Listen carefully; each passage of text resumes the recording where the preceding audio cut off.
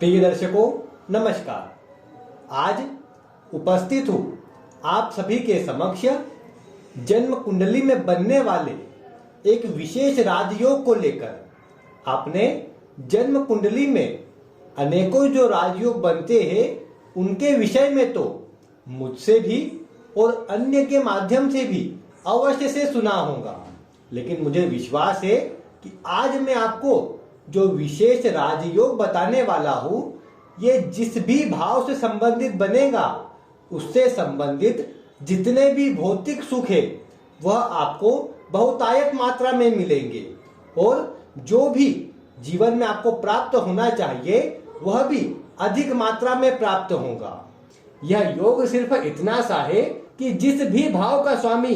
अपने भाव से 4 घर आगे जाकर बैठेगा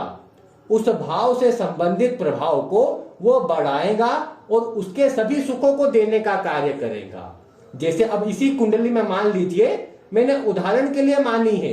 आप यह समझिए कि यहाँ पंचम भाव के स्वामी अगर यह बात करता है जातक कि मेरी शिक्षा कैसी रहेगी, तो अगर हम देखते हैं कि पंचम भाव के जो स्वामी है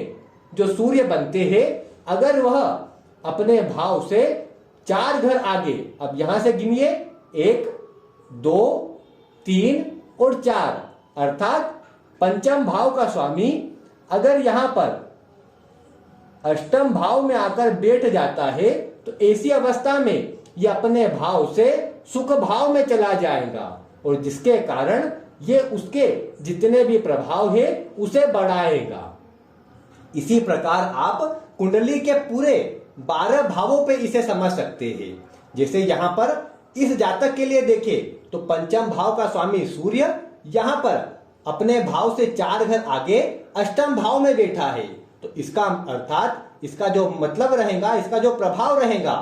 वो इस प्रकार रहेगा कि जातक को जीवन में अपनी शिक्षा से जुड़े जितने भी प्रभाव है वह शुभ मिलेंगे, अपनी संतान से जुड़े जो प्रभाव है वह शुभ मिलेंगे। भले ही फिर ये कुंडली का त्रिक भाव क्यों ना हो, सूर्य को वैसे भी दोष नहीं होता है, लेकिन अन्य कोई ग्रह भी हो अगर कमजोर ना होता हो तो इस भाव से जुड़े सभी शुभ प्रभाव देगा। अब जैसे मान लीजिए कि अगर आपकी कुंडली में दशम भाव जो आपका कार्य क्षेत्र है, व्यवसाय है,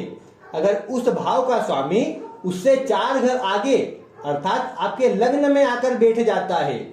यहाँ का स्वामी यहाँ पर आकर बैठ जाता है, तो ये भी विशेष राजयोग है और इसके चलते आप अपने कार्य क्षेत्र में विशेष मान सम्मान प्राप्त करेंगे, पद प्रतिष्ठा प्राप्त करेंगे और जीवन में कार्य क्षेत्र में आपको दिनों दिन तरक्की मिलेगी। बस शर्त इतनी ही है कि वह ग्रह 4 घर आगे जाकर कमजोर ना होता हो। जैसे यहाँ पर शनि स्वामी बनेंगे दशम भाव के और अगर वह 4 घर आगे लग्न में आकर बैठ जाते हैं तो वह अपनी नीच राशि में रहेंगे, जिसके कारण उसका प्रभाव थोड़ा कमजोर हो जाएगा। अन्यथा आप किसी भी अन्य भाव से संबंधित देखिए कि अगर आपके लग्नेश मान लीजिए 4 घर आगे यहाँ चतुर्थ भाव में है तो यह जीवन के आपको सभी सुख देंगे। इसी प्रकार आप अन्य भाव में देखिए, भाग्येश अगर 4 घर आगे कुंडली के 12वें भाव में जाकर बैठ जाए तो यह भी आपको विशेष सुख देंगे। बस शर्त इतनी ही है कि वह वहां पर मजबूत होने चाहिए, अपनी नीच राशि में ना हो, बस इसका ध्यान रखना चाहिए। अगर ऐसा हो जाता है तो आप यह बात निश्चित समझिए कि आपको वह ग्रह जीवन के सभी सुख देने वाला है और वह भी किससे संबंधित, उस भाव से संबंधित जिससे वह 4 घर आगे है। यहाँ पर आप समझिए कि विवाह का सुख देखना है तो ऐसी अवस्था में यहाँ पर सप्तम भाव के स्वामी जो शुक्र बने हैं, अगर यह 4 घर आगे यहाँ कुंडली के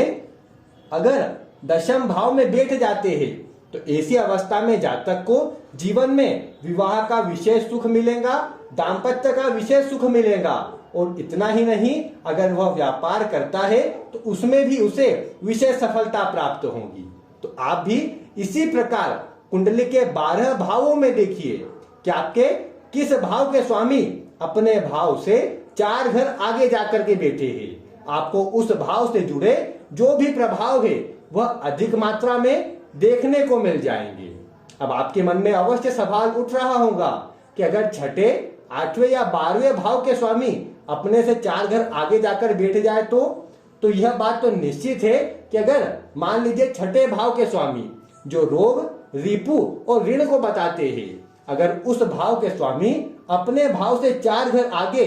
और कुंडली के 9वें भाव में अगर बैठ जाते हैं, तो ऐसी अवस्था में आपको निश्चित ही ये ऋण में डाल देंगे, कर्जदार बना देंगे और आपको विभिन्न प्रकार की छोटी मोटी बीमारियां भी चलती रहेंगी, क्योंकि छठे भाव के जितने भी प्रभाव है उसे अब यह ग्रह अधिक मात्रा में देने वाला है, उसके प्रभाव को बढ़ाने वाला है।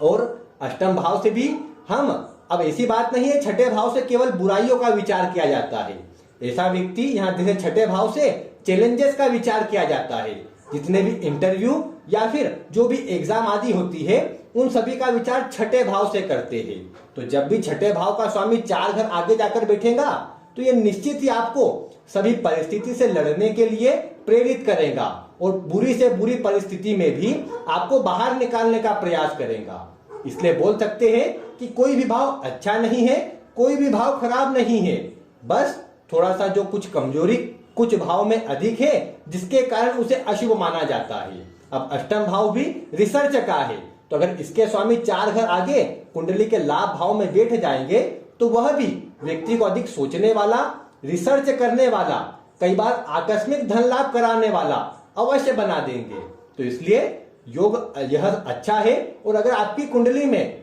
किसी भी भाव में ये योग बन रहा है तो निश्चित ही आपको इसका शुभ परिणाम देखने को मिलेगा। अगर ग्रह और अधिक मजबूती में हुआ तो संपूर्ण शुभ प्रभाव आपको देखने को मिल जाएगा। इस योग में ऐसी भी कोई बात नहीं है कि आपको इसका प्रभाव ना मिले, कि नवमांश में अगर ग्रह बदल जाए तो आपको प्रभाव ना मिले। यहाँ पर जो आपको वास्तविकता में लग्न कुंडली में अगर ग्रह दिख रहा है 4 घर आगे तो निश्चित ही प्रभाव अच्छा देगा। और आप भी अपनी कुंडली में देखिए कि आपके किस भाव के स्वामी उस भाव से 4 घर आगे जाकर के बैठे हैं। निश्चित ही आपको उस भाव से जुड़े सभी शुभ प्रभाव बहुतायत मात्रा में, अच्छी मात्रा में देखने को मिल रहे होंगे। और अगर ऐसे मिल रहे हैं तो आप वीडियो में कमेंट करके इसकी पुष्टि अवश्य से करें। मिलते हैं फिर किसी ऐसे ही रोचक और नए वीडियो के साथ। वीडियो देखने के लिए आपका बहुत बहुत धन्यवाद।